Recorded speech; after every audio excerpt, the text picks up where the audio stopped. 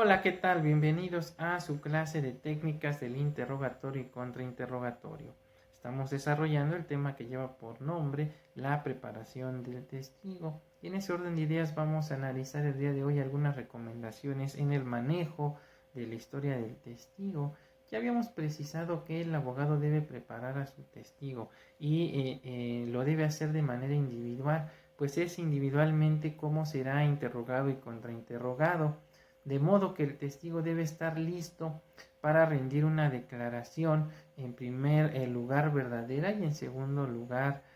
verosímil, es decir, que sea creíble y sustentable. La preparación del testigo, por lo tanto, no debe dejarse en manos de ayudantes que no conocen bien del caso, como pudieran ser familiares, asistentes del despacho, estudiantes u otro tipo de personas, pues esto no trae siempre buenos resultados. Se recomienda entonces revisar con el testigo todos sus testimonios y la clase de respuestas que pudiera dar en el interrogatorio, sobre todo si ya rindió con anterioridad otras manifestaciones verbales o escritas,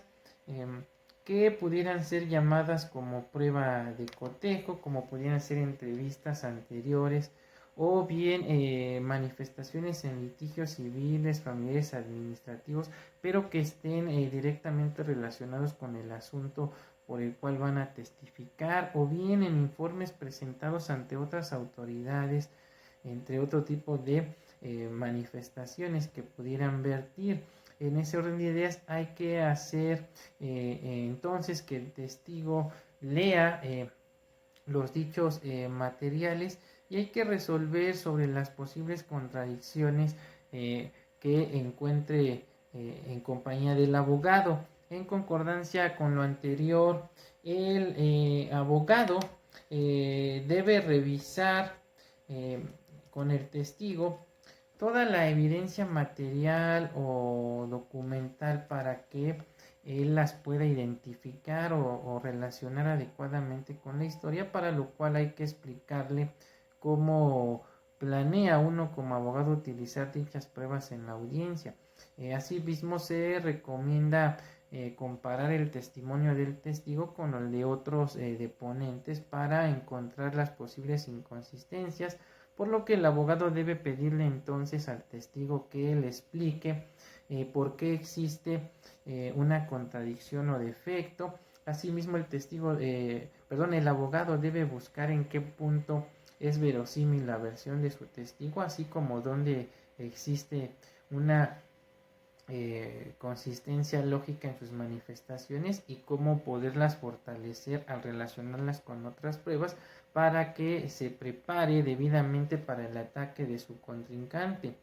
En ese sentido, es mejor que el abogado prepare su interrogatorio y lo revise con su testigo en repetidas ocasiones. Si el testigo le da respuestas diferentes, entonces el abogado debe averiguar el por qué, si hay una historia falsa o si utiliza la historia verdadera, y debe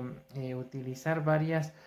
teorías para su estrategia. Debe percibir también si existe nerviosismo por parte de su testigo, falta de memoria, confusión u otro elemento que afecte la verisimilitud de su testimonio, por lo que el abogado debe repasar con el testigo la respuesta correcta y sobre todo por qué lo es.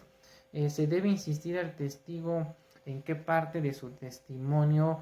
se debe acentuar y en qué no se debe acentuar al momento de contestar. Luego entonces el abogado debe establecer ciertos códigos de entendimiento con el testigo para que cuando éste use frases como aclare al señor juez, precise cómo sucedió tal cosa u otras por el estilo, por lo que el testigo debe entender que debe referirse ampliamente, o bien cuando se utilice, dígale brevemente al juez, solamente indique al juez determinada situación sin entrar en detalles. Es decir, el testigo debe comprender la necesidad de una respuesta breve y concreta. Luego entonces el abogado debe explicarle además al testigo o perito que una persona que ha vivido un hecho es probable que pueda, que pueda referir mejor que nadie el hecho vivido. Lo mismo acontece con el perito, pues este fue quien realizó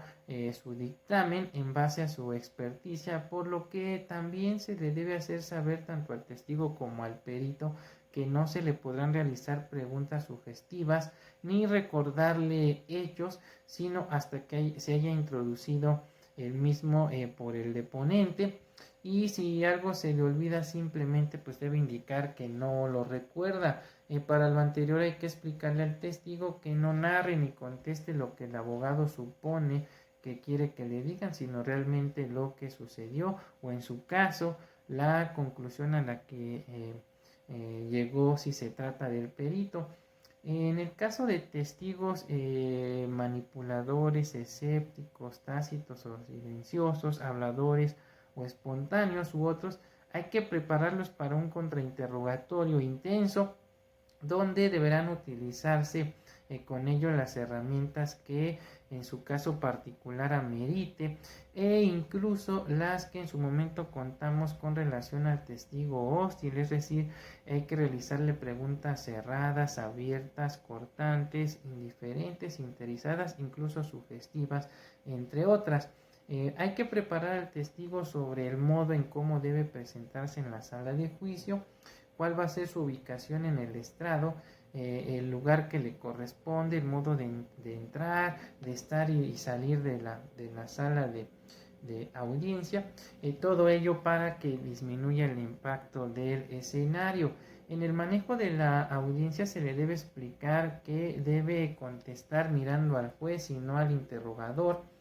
eh, y que no caiga en el juego de la mirada fulminante del abogado contrainterrogador que busca crear nerviosismo donde hay verosimilitud,